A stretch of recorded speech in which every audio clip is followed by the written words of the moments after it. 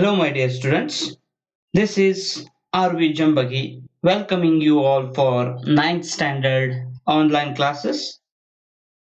In the previous period, we have discussed about different types of motion, their meaning with examples. In this lecture, we are discussing uniform and non-uniform motions, scalars and vectors in brief. So, let me start the concept of uniform and non-uniform motions. Motion of an object or a body may be uniform or non-uniform. Okay, now let us understand the motion of the body, which is uniform and non-uniform, one by one. Uniform motion. If an object covers equal distances in equal time intervals is known as uniform motion of an object or a body. If an object covers equal distances in equal time intervals is known to be as uniform motion. Let us take few examples for uniform motion. Number one, a car covers a distance of 50 meter in 5 seconds. A car covers 50-meter distance in 5 seconds of time. Then we say that car is in uniform motion because if you calculate the average speed of the car, it will give you 10 meter per second. Say how? 50 meter distance divided by 5 seconds, which gives you 10 meter per second speed, means the car is moving 10 meter every second, and hence we say that car is in uniform motion.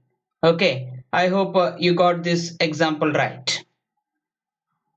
Second example, movement of blades of a ceiling fan. Movement of blades of a ceiling fan is the example for uniform motion. So when the fan is in rotatory motion, the blades are also in motion. The motion of blades, here in the picture we have 5 blades, 1, 2, 3, 4, 5. 5 blades are moving in uniform motion. That's what this example is all about. Third example, movements of hands of a clock. The movements of the hands of the clock is again the example for uniform motion. And similarly, the rotation and revolution of the earth. Rotation and revolution of the earth. Rotatory motion of the earth means to rotate amongst its axis.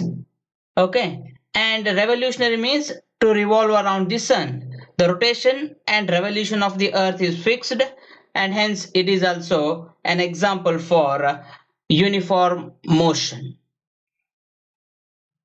So these are all the examples for uniform motion.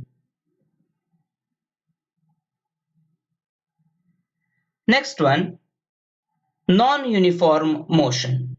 If an object covers unequal distances in unequal time intervals is known to be as non-uniform motion. Remember, you can take equal distances in unequal time intervals and also unequal distances in equal intervals of time as well, no problem. If one of these parameters varies, then that kind of motion is said to be non-uniform motion. Examples here. Number one, a car travels or covers 10 meters of distance in first 2 seconds. Say from point A to point B. First, the car moves 10 meter 10-meter distance, and again this car moves further point C. Assume there is a point C. This car moves here. In 2 seconds of time it covers 15-meter distance. Okay, if it is covering 15-meter distance, means you are getting the variation in the speed or variation in the distance along with the time, and hence this kind of motion is known as non-uniform motion. Second example, motion of the train. So motion of the train, if you are considering, it is say moving almost 300 kilometer per hour. Assume this is a bullet train. If it is maintaining 300 kilometer per hour, when the route is very free, when the route is on the track is very free, it can move in such kind of speed. Assume this bullet train is arriving to its station nearer station.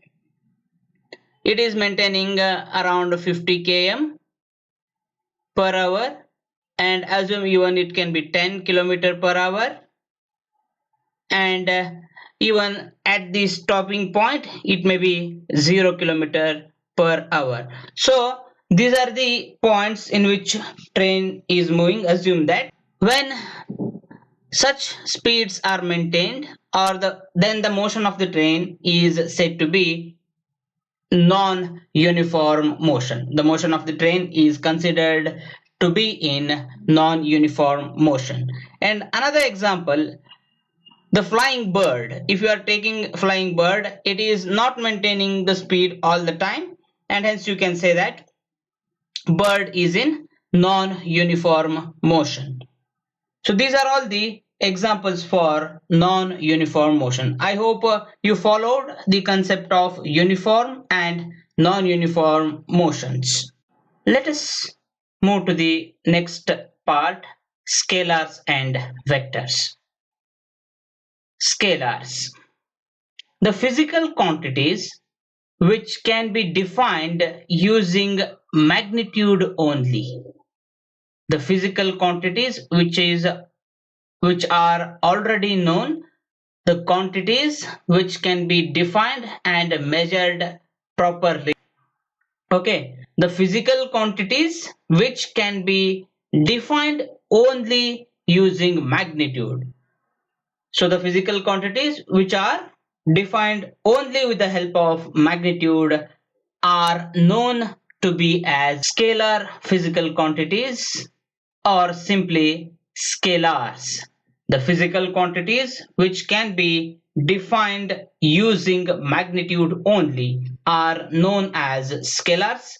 Examples: distance, speed, mass, density, temperature, energy, work, electric current, so on. These are all the examples for scalar physical quantities or scalars.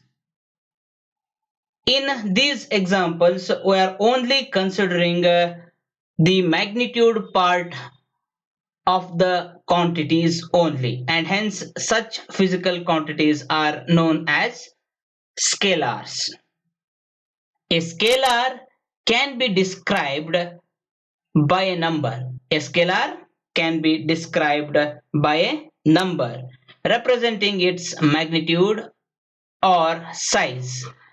A scalar can be described by a number. That number is representing the magnitude or size, and it is one dimensional.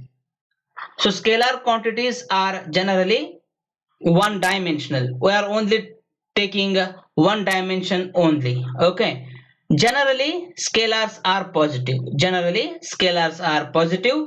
They can be added, subtracted, multiplied and divided in accordance with rules of algebra.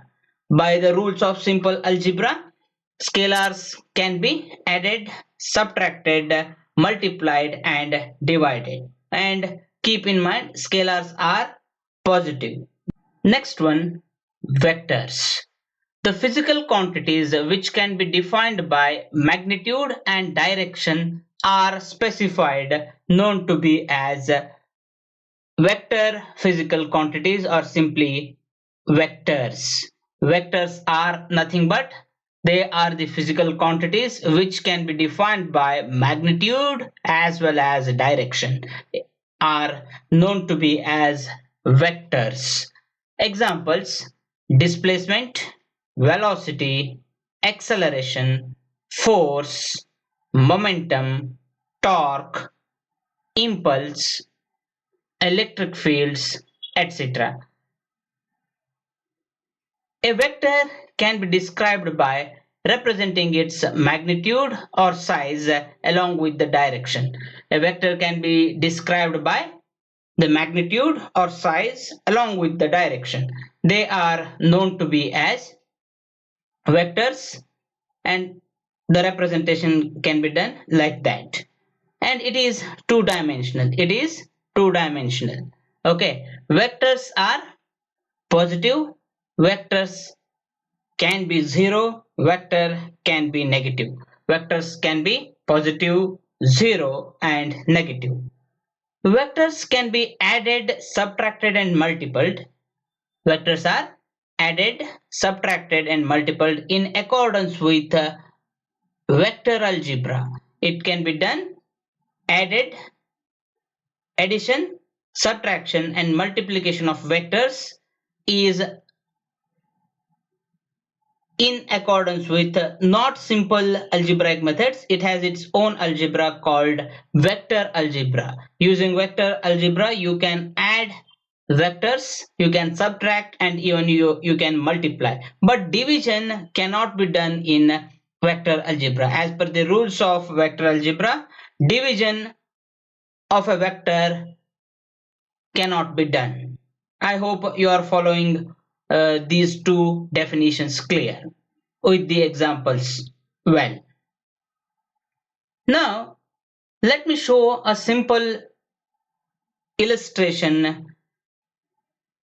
a small video clip to understand scalars and vectors properly. Assume you're standing at this point. Now, if your friend tells you there is a treasure pot 50 kilometers away from home, how long will you take to find it? Which direction will you go? It could be here, or maybe here. It is hard to know where exactly it is. You are only provided the distance, which is one-dimensional information. One-dimensional information like this is called a scalar quantity. Your question to him would be, which direction from home? When you are told that it's 50 kilometers in the northeast direction, you have the precise information of the location. This now becomes two-dimensional information, distance and direction. The treasure pot is over here. Two-dimensional information like this is called a vector quantity. Scalar quantities are one-dimensional and vector quantities are two-dimensional. Speed is a very good example of what we call in physics a scalar quantity, indicating only magnitude but not specifying any direction. So that's what scalar quantities are. Only magnitude but no direction. In the case of velocity, however, the direction is stated and that's why it is referred to as the vector quantity. A vector quantity involves not just the magnitude but also the direction. When you add directional information to speed, it becomes a vector quantity called velocity. The additional information makes it more specific. I hope you understood this illustration right. Now let us take the differences between scalars and vectors. Scalars are the physical quantities which can be defined using a magnitude only. Vectors are the physical quantities which can be defined using magnitude as well as direction. Distance, speed, work, current, etc. are the examples for scalars. Displacement, velocity, acceleration, force, etc. are the examples for vectors. Scalars are one-dimensional, vectors are two-dimensional. Scalars obey simple algebraic rules, vectors obey the rules of vector algebra. Scalars are positive, vectors can be positive, vectors can be zero, and vector can be negative. These are all the differences between scalars and vectors. I hope you followed all these points discussed in this class. I will meet you in the next video with some more informations regarding motion is concerned. Till then, take care of yourselves and your family and friends. Bye bye.